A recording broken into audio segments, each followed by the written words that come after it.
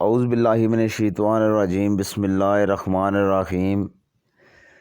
بیان کیا جاتا ہے کہ روم کے ایک جنگجو بہادر نے حضرت عمر رضی اللہ تعالیٰ عنہ کے زمانے میں مسلمانوں کی ایک جماعت کو قید کر لیا، اور شہ روم سے بیان کیا گیا کہ مسلمانوں میں ایک شخص نہایت ہی قوی اور مبینہ قسم کا انسان ہے، جس کو دیکھ کر بھی خوف معلوم ہوتا ہے۔ یہ سن کر بادشاہ روم نے اس شخص کو دیکھنے کے لیے طلب کیا۔ اس زمانے کے دستور کے مطابق شاہ روم کے سامنے زنجیر لگی ہوئی تھی، جس کی وجہ سے باہر سے آنے والے کو بادشاہ کے سامنے جھک کر آنا پڑتا تھا۔ جب اس مرد مومن نے زنجیر دیکھی اور معلوم ہوا کہ اس کے نیچے جھک کر آگے جانا ہوگا، تو اس نے بادشاہ کے پاس سامنے جانے سے انکار کر دیا۔ تب شاہ روم نے اس زنجیر کو اٹھانے کا حکم دیا تاکہ وہ شخص اس کے پاس آ سکے، جس سے اس کو دیکھنے اور اس سے باتیں کرنا منظور تھا۔ چنانچہ جب وہ شخص بادشاہ کے پاس گیا تو بادشاہ نے اس شخص سے کہا کہ تم ہمارے دین میں داخل ہو جاؤ تاکہ میں اپنی انگوٹھی تم کو پہنا کر روم کی سلطنت عطا کر دوں۔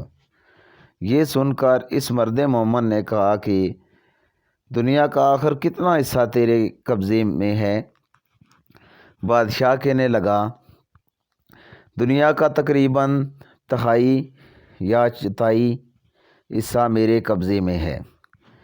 اس مرد مومن نے جواب دیا کہ اگر پوری دنیا بھی تیرے قبضے میں ہوتی اور تو ایک دن کی اذان کے عرض مجھے دیتا تو میں تب بھی تیری یہ دعوت قبول نہ کرتا، جبکہ تو اپنی سلطنت کے عرض میرا ایمان خریدنا چاہتا ہے۔ شاہ روم نے یہ سن کر دریافت کیا کہ اذان کیا چیز ہے، تو مرد مومن نے اس کے سامنے اذان کے کلمات پڑھے۔ یہ سن کر شاہ روم سمجھ گیا کہ اس کے دل میں حضرت محمد مصطفیٰ صلی اللہ علیہ وآلہ وسلم کی محبت سما چکی ہے، اس طرح کام نہیں چلے گا۔ یہ سوچ کر اس نے حکم دیا کہ ایک دیگ میں پانی کھلاؤ اور اس شخص کو اس میں ڈال دیا جائے تاکہ کھولتے پانی میں پڑھ کر اس کا کام تمام ہو جائے یا خوف کھا کر اپنے دین سے پھر جائے۔ چنانچہ حکم کی تعمیل کی گئی۔ جب اس مرد مومن کو دیگ میں ڈالا گیا تو وہ بسم اللہ پڑھ کر داخل ہوا اور حکم الہی کے برکت سے دوسری جانب سے باہر آ گیا۔ یہ دیکھ کر لوگوں کو اور بھی تعجب ہوا، اور اس کے بعد بادشاہ نے حکم دیا کہ اندھیری کوٹھڑی میں اس کو بند کر دیا جائے اور 40 دن تک سوائے خنزیر اور شراب کے کوئی چیز اس کو کوٹھڑی میں نہ ڈالی جائے۔ چنانچہ اس کی تعمیل کی گئی، اور جب 40 روز کے بعد کوٹھڑی کھولی گئی تو لوگوں نے دیکھا جو کچھ اس میں ڈالا گیا تھا، اس میں سے مرد مومن نے کچھ بھی نہیں کھایا۔ تو دریافت کیا گیا، آخر تو نے اس میں سے کیوں نہیں کھایا، حالانکہ شریعت محمدی میں ایسی ضرورت کے وقت اس کا استعمال جائز ہے؟ مرد مومن نے جواب دیا کہ اگر میں اس میں سے کچھ کھا لیتا تو تم کو خوشی ہوتی، میرا مقصد تو تم کو غصہ دلانا ہے۔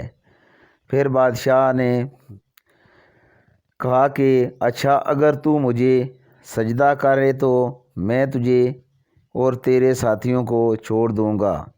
یہ سن کر مرد مومن نے جواب دیا کہ حضرت محمد صلی اللہ علیہ وآلہ وسلم کے دین میں خدا کے سوا کسی کو سجدہ کرنا درست نہیں ہے۔ اس کے بعد شاہ روم نے کہا کہ اچھا پھر تم میرا ہاتھ چومو کہ میں تم کو اور تمہارے ساتھیوں کو رہا کر دوں۔ مرد مومن نے جواب دیا کہ ہاتھ کا بوسہ دینا صرف باپ، سلطان عادل اور استاد کے لیے جائز ہے، دوسرے کے لیے نہیں۔ پھر شاہ روم نے کہا کہ اچھا میری پیشانی کو بوسہ دو، تو اس پر مرد مومن نے جواب دیا کہ ہاں، یہ ایک شرط کے ساتھ مکمل ہے۔ بادشاہ نے کہا جس طرح تم کو منظور ہو۔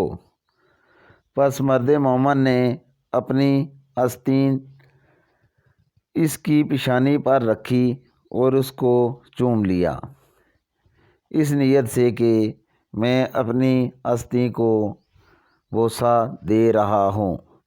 اس کے بعد بادشاہ نے اس مرد مومن کو اس کے ساتھیوں کے ساتھ بہت سارا مال دے کر رہا کر دیا اور حضرت عمر رضی اللہ تعالیٰ عنہ کو خط لکھا کہ اگر یہ شخص ہمارے شہر میں ہمارے دین پر ہوتا تو ہم اس کو پرستش کیا کرتے۔ چنانچہ جب وہ شخص مرد مومن حضرت عمر رضی اللہ تعالیٰ عنہ کی خدمت میں حاضر ہوا تو آپ رضی اللہ تعالیٰ عنہ نے حکم دیا کہ مال سب کا سب اپنے حصے کے لیے مخصوص نہ کر لو، بلکہ اس میں سے رسول اللہ صلی اللہ علیہ وآلہ وسلم کے شہر کے لوگوں کو بھی شامل کر لو۔ یہ سن کر مرد مومن نے اس کی تعمیل کی اور جو عطبہ یا نذرانہ اس کو ملا تھا اس میں سب لوگوں کو شریک کر لیا۔ اس واقعے سے ہمیں یہ سبق ملتا ہے کہ سچ ہے جو شخص ایمان اور اخلاق کے ساتھ اللہ پر بھروسہ کرتا ہے، اللہ تعالیٰ ہر حال میں اس کی مدد فرماتا ہے۔ چنانچہ ہمیں بھی چاہیے کہ ہر موڑ پر صرف اور صرف اللہ پر نظر رکھیں۔ اللہ تعالیٰ ہم سب کو عمل کرنے کی توفیق عطا فرمائے، آمین۔ آج کا واقعہ اتنا ہی، اجازت دیجیے، اللہ حافظ۔